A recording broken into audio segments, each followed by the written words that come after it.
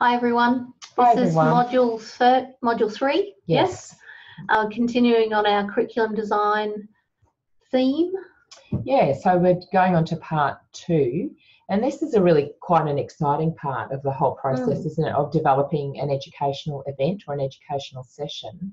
That this is where we really bring it all together. Like, we've talked a lot about theory and how we construct things, and a key message that we've talked about is that constructive alignment. It's really important to think about, well, the learner needs, what we actually want to teach, what are the problems, how do you contextualise that? And if you think to ADDIE, our main model in the unit, that'll help you, prompt you to think about those points.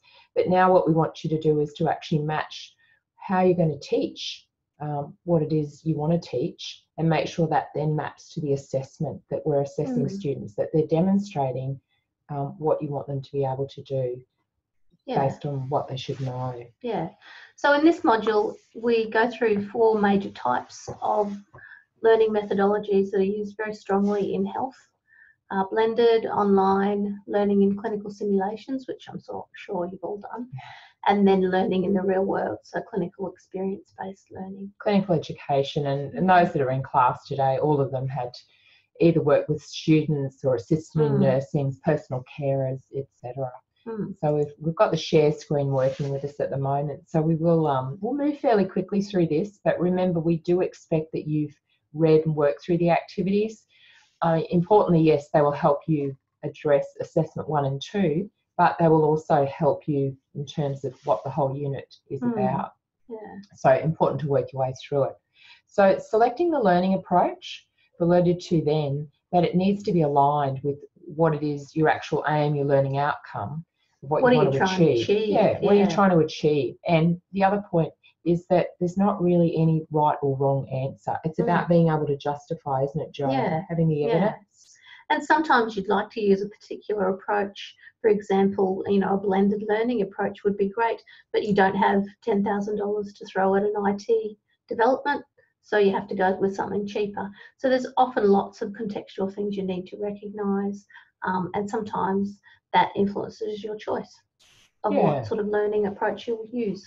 And the bubble here is quite a good one, that you've got to think about your learners, the learning need, that contextual environment, what you want to achieve, which we've mentioned, and resourcing. There's no point in saying that you're going to do a simulation if you actually don't have a simulation facility, or that you're going to do something online, but you actually don't have a platform such as your Blackboard Psyche to be able to do that. So important considerations.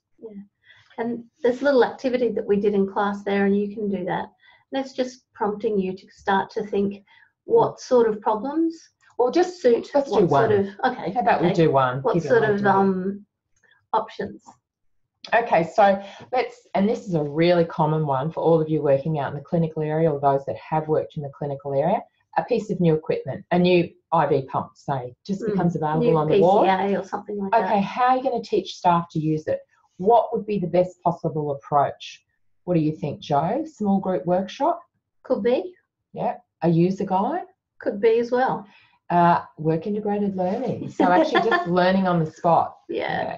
Depends if you're on nights and you suddenly have to use said piece of equipment. So it again, depends on the context. Yeah. And all of these, I guess, broad categories of approaches may all have their, I guess they might have a part way in addressing that learning need, mightn't they? So we talked today about the user guide. Might be helpful just to actually have a look at the overview of the pump. Go and have a look at the pump itself, and I'm sure you will do that in practice before you go to a teaching session. Has some instructions, etc. Yeah, then you might want to work as a small group, work with someone that's already used it. Somebody might demonstrate it, like a bit of a simulation, demonstrate it, and then you do it, and then maybe under certain conditions. So there's a little checkbox there, and we do say that all of those things are possible, and it's about selecting an approach that's most appropriate. So there's 6 of these little scenarios there. So do work your way through them and have a think about it, or have a chat to a colleague or one of the other students in the unit. Yeah.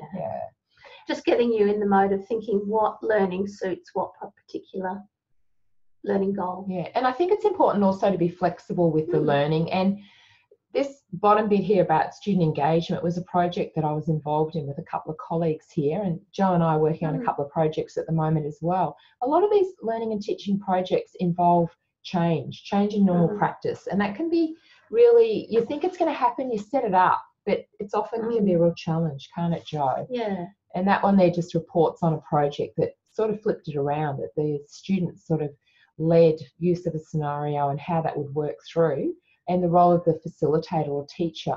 They had to really take a back step, and for some of them that was quite difficult. And the projects we've been involved in, we found that as well. Yeah. So moving on to module 2. Yep. 3.2. 3.2, blended learning. So in this unit, you're doing blended learning. Okay. So blended is something as simple as multiple teaching approaches are being used. And it's a lot more common these days because of our need for efficient learning. Often learning is approached with perhaps some knowledge development that's done independently in an online mode beforehand, and then there may be a workshop or some other following teaching that complements that. So it's a really common approach. Yeah, and really nationally and globally, the whole idea of blended learning is something that all of you would have heard of. It's really what the expectation of our learners are, is that they can be able to have that flexibility. And I mean, if you think of students in this unit, we have some students that are coming to the workshop because obviously they can, and that's how they want to learn, whereas others want to have much more self-paced or, you know, a blended sort of approach. Some people are coming to some classes and going online with others. Yeah. So it suits adept learners who have some experience and are perhaps able to be self-directed. It needs to be carefully considered with very beginning learners because their ability to be self-directed and to engage at the independent level can be a bit variable. And these readings, just a couple there, takes you to the La Trobe Higher Education. And there's some great little easy definitions around blended learning and the models around block and fully online. So do have a look at those. They may provide a bit of insight into your assessment. And that's why they're up there, just to get you thinking. So this and on the topic after, online, are becoming much more used as technology and apps develop. The automated sort of side to building a teaching experience is becoming much more easy or much more delivered to the user. So when it used to be really hugely resource intensive to build a website, now there's little apps that help you do it all step by step, and it's very easy. Similarly, for designing little learning events in an online mode, there's becoming a lot more sort of available assistance, and this is why online and blended are going to be much more available in the future. Yeah, good points. And that last article there's just quite a nice one that it actually just talks through one particular course, the course on phlebotomy that moved into a blended approach, and it just talks about the satisfaction and how that works. So just give you an example of it, a nice little video there to work through. Let's have a look at 3.3. And this is online learning.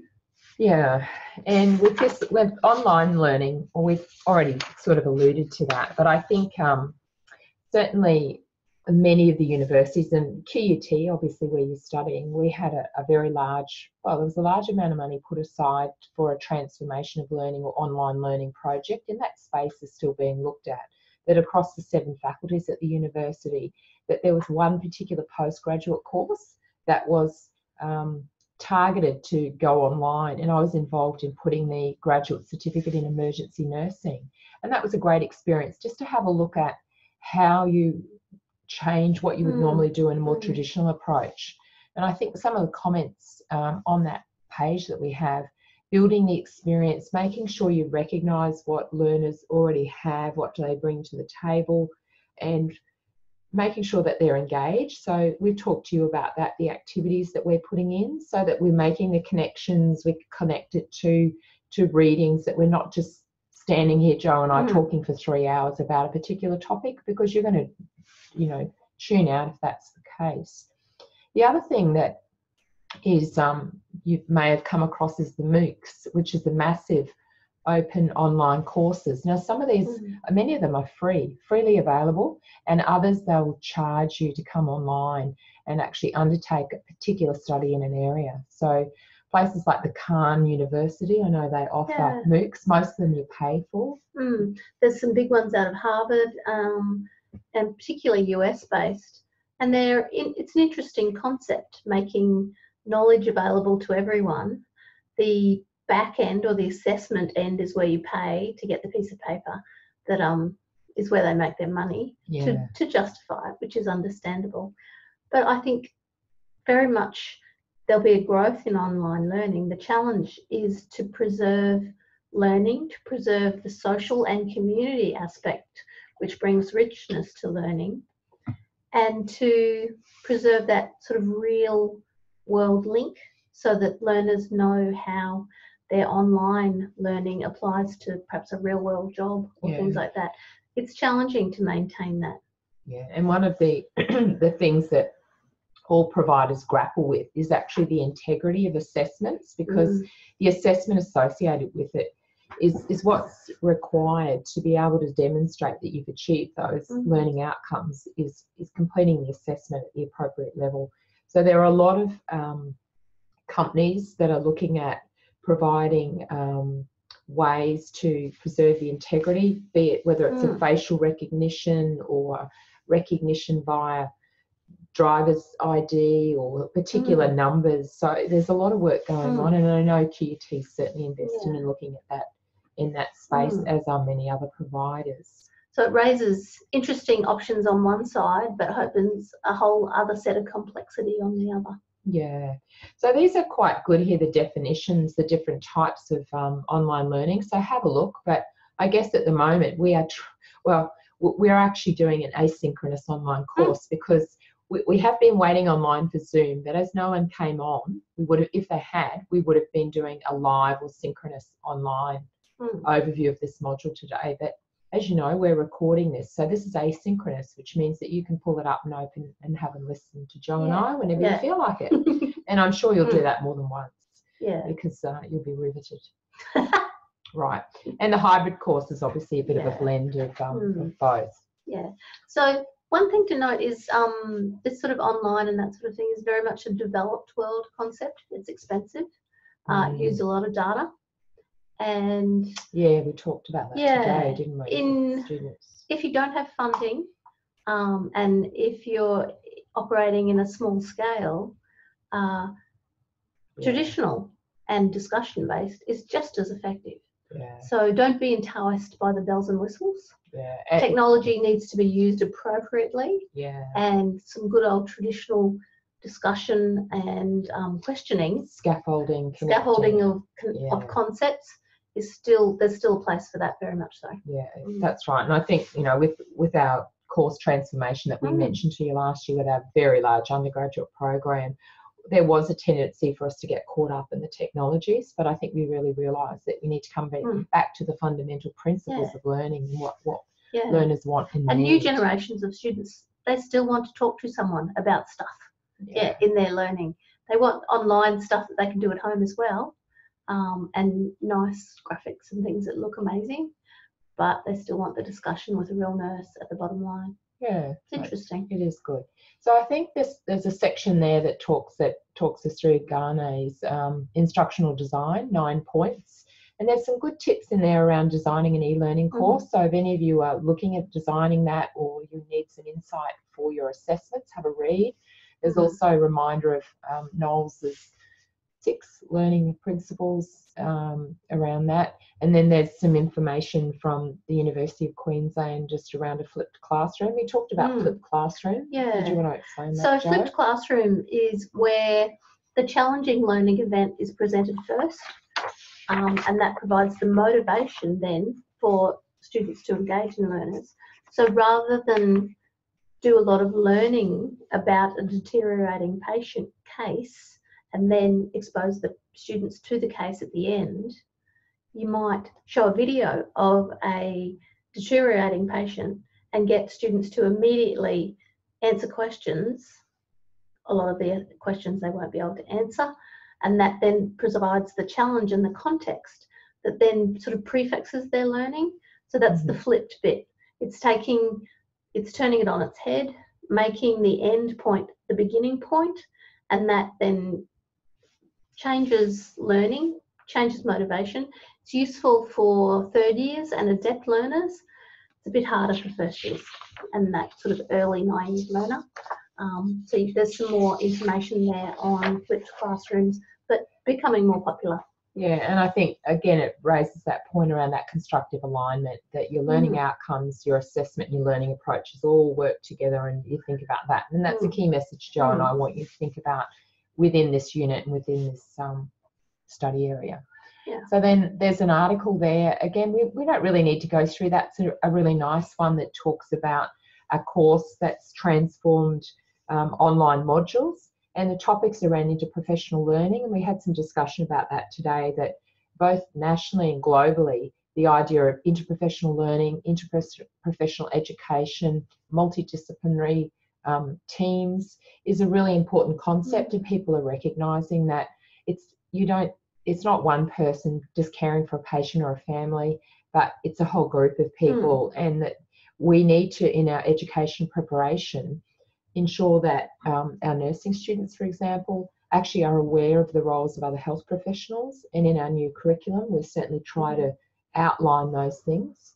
Yeah, so that students, I mean, the expectation is that once students qualify and work in the health sector, that they can work in teams. So it's not a big jump to think about doing parts of their education in the undergrad space as small teams of interdisciplinary, late in the afternoon for complex words, interdisciplinary teams, and that sets them up for sort of working in that team, multidisciplinary approach, interdisciplinary approach from the beginning. So they have that understanding what others do, what other professions bring to the table, and I think it's more, this is the way we work in health, which is so true. Like, we shouldn't be just bringing that upon them when they go out and practice. I think if we prep them up beforehand. So I think watch this space. I think there'll be a lot more work that will happen in there. It's certainly a big topical matter.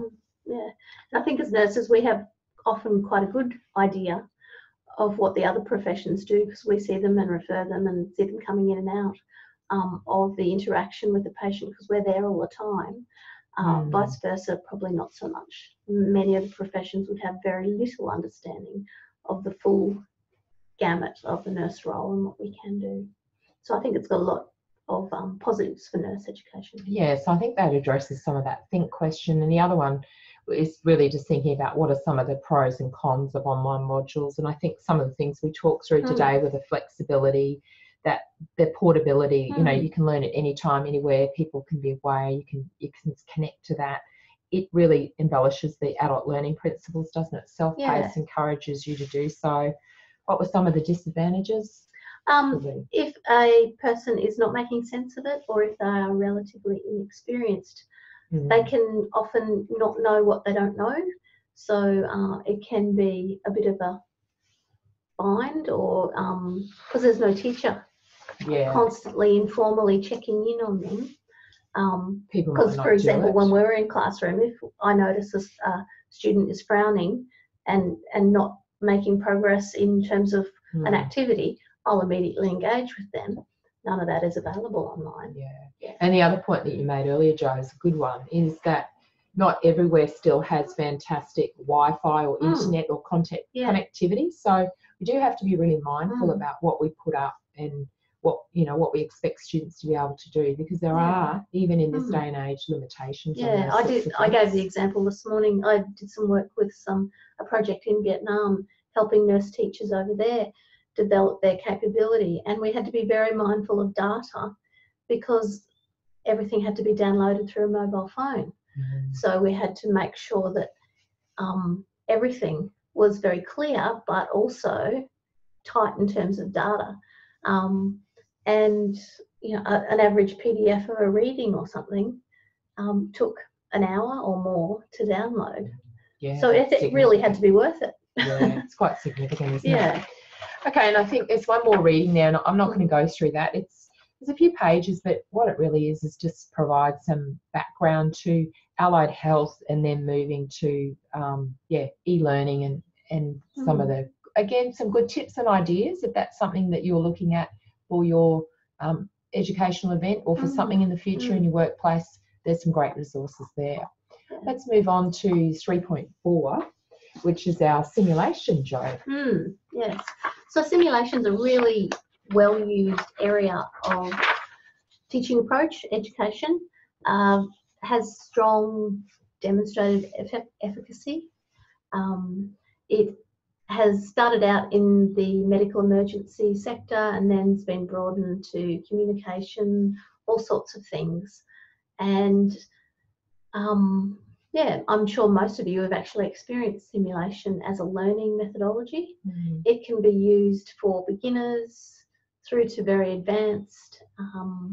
Just trying to think, what else would I say about simulation?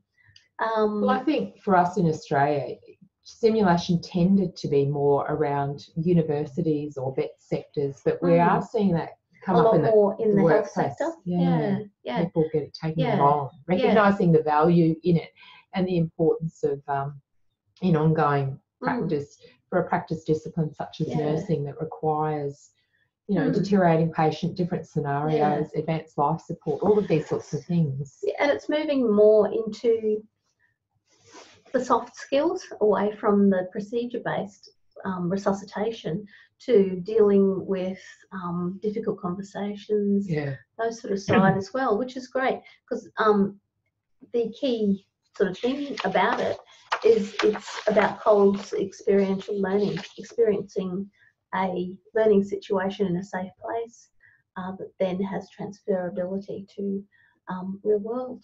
Yeah, so there's some really good information there that you can have a look through. Oh, and the key thing, very useful for behaviour change. Yeah, absolutely. So we gave you just a little overview there of what our students get in terms of if you've never seen a sim. Yeah, that was a nice one. We actually played that today. It shows you what to expect, and then there's a little in-house built option there. So if you haven't had the opportunity to attend a simulation, there's some examples. One thing to note, learning outcomes in simulation are not linked to the expensiveness of the facility or the mannequins. You can get just as good learning with a simple mannequin versus a very high fidelity one. Learning is linked to the skill of the facilitator, and the debriefing, and the engagement of the student. So how seriously they take it, how they engage with the activity, and then the learning discussion that takes place afterwards. So I think that's always interesting to not get carried away with the bells and whistles again. Yeah, absolutely. I think good tip there, Jo. Okay, so that's simulation, and then the last one is around the clinical education. Just a little bit of an introduction and overview there, which we're not going to read through. But there's a couple of really good readings there, I think, that provide some insight into some of the different placement models. Now, this is an ongoing challenge in Australia. We can only talk about Australia at the moment, but certainly the models with growing numbers of facilities that now place nursing students and I guess the expanded numbers, it's a real challenge for us to try and place students in the clinical areas. And the clinical areas obviously have their own agendas to meet. There's cost. Most facilities charge a certain amount to have a student in placement. And we've looked at, many models have been looked at and those continue to be looked at. So it's quite a good reading by Burks and the group and James Cook. They do a lot of work with the Townsville-based hospital and they've looked at sort of the block and an integrated model, and really there's always advantages and disadvantages in all the models and that's really what our data has come up here at QUT. But have a read of that and then... before we go on, and if you're not working in the undergrad sector, still do have a read, because if you're working with new grads or perhaps staff who are changing specialty, coming into a new area, there's still some key points that will apply in how new people integrate and learn practice skills within established areas. So I think you'll find some transferability there. Oh, yeah, I'd agree. I think that's true. And then we just talk about new grads. So you could think that it doesn't have to be a new grad nurse. It could be a personal carer, personal assistant, whoever, Or a and how new that's shaped. experienced RN studying the new area that Yeah. they've not worked in before. And there's a good one around coaching, which I think probably, I'm sure in your workplaces that you work in now or you have worked in, there are usually key staff, often the educator or nurse unit manager People who've that, done preceptorship. that actually are the coach who really provide that support, transition and orientation. So there's some good points around that. I think so you might like to have a look at the think, but the last workplace scenario is quite a good one, and I think we'll just essentially it's just picking up an area like a learning, in a sense, an area that there's a gap, that patient handover, the quality of that, it's been seen in this scenario to not be quite up to speed. Some inconsistent knowledge and practice has been noted by staff. So we're really just providing here a hands-on example of maybe something that could be a potential learning event that you need to do something about it. And we ask you to work through it. So we ask you to think about, I might just scoot up here just for a minute, just to remind you to think about going back to the unit framework and the ADDIE model, if you can open that now on a separate page. Yeah, we'll just pull that up now, but we really want you to think about that analysis, which is really around what assessment one's about, right, Joe? It's about actually thinking, what is the actual lack of knowledge, skill? What is the problem? What's the learning need here? And then we need to think about what is it, in a sense, the aim or the objective? What do you overall want to achieve? And then we need to look at, well, what have you got existing? What are the types of learners? Who are these people? What knowledge do they bring? What do you need to do? And then what resources are going to be required to do what you need to do? Have you got time? Where can you do it? All those sorts of things. So if you go back to activity 3.5 and the think bubble, it's at the very bottom of that. Shall we go back to that? Yeah, that'd be good. Okay. You can see that in the little scenario you've been given, it's not a knowledge deficit. There's access to guidelines and that sort of thing available. So it's more a behaviour deficit. Why are these major incidents occurring? This was some of the key points that came up in the small group work we did in the workshop this morning. We tried to get at, well, what's the nature of the problem first would need to be explored, and perhaps looking at the minor incidents, understanding what the gap is, because it says in the scenario that there is access to appropriate policies and written guidelines. So it's not a knowledge deficit. No, and I think what the groups came up with which is true, obviously, well, we don't know, but some people may have been more familiar with the guidelines and policy, or perhaps the policy was so restricted, or maybe it was too broad that didn't have utility. People couldn't use it. So those considerations are good, because then it means you'll go and have a look at those things and then put some change management in place. We talked about what were some of the approaches that we might use then to and why. So we stress why, because that's obviously for your second part of your assessment. It comes around the theories underpinning it, or why are you doing certain things. That's really important. Yes. So what were some of those, Jo? So we talked about doing some workshopping, because behaviour change needs to occur in groups, and then that would bring about some culture change within the ward and the area where there was these minor incidents. Also looking at what was the nature of the minor incidents. Was there a particular shift or workplace group that it was isolated to, and perhaps there was an issue that is related to them? Was it a group of new grads who perhaps didn't have access or didn't know about the guidelines or policies? So, we really tried to get to the learning need. Once we understood that, then we could work out the approach. Think about what would the best approach be. And some of those are things like role play, small group work, maybe simulation. Go to the actual policy, go to the user guidelines as well, and work through that, or break those down as a group. So that's the key thing to think about from that scenario. Is it's not always a knowledge deficit, and often in healthcare it's not a knowledge deficit, it's something else going on. So that's my experience. We really want you to unpack that a bit, but then whatever approach you use or whatever you're doing, we want you to be able to justify that and make sure you assess it. Think about assessment along the way. How will you know the problem's solved? What are you going to do, short term and long term? So think about that. Look, I think, Jo, we've covered our really key points today, and there's a little, as usual, a little module summary there that tells you what we've looked through. So I Yeah. think we might leave it at that today, and we just encourage you to send us an email. We want to see any drafts or points or questions. So it is coming up for 3 weeks till your assignment is due. Yeah, and so you need to start getting onto it. We've had a few people contacting us, and a few people we haven't heard from at all. So and the offer, we will say the offer is still there. If anyone feels they're not able to undertake this in an appropriate workplace, you can come into the workshop time, which actually is not the 1st of October, which is a public holiday. Yeah, it'll be the 2nd. It'll be the 2nd, but at the same time, 11 a.m. to 1 p.m. So just contact us about that, and we'll talk it through. Yeah. So remember our analogy, well, our motto: if we haven't heard from you, we assume you're going okay. And if you're not going okay, contact us. Yeah. All right. Happy reading and reviewing. Bye.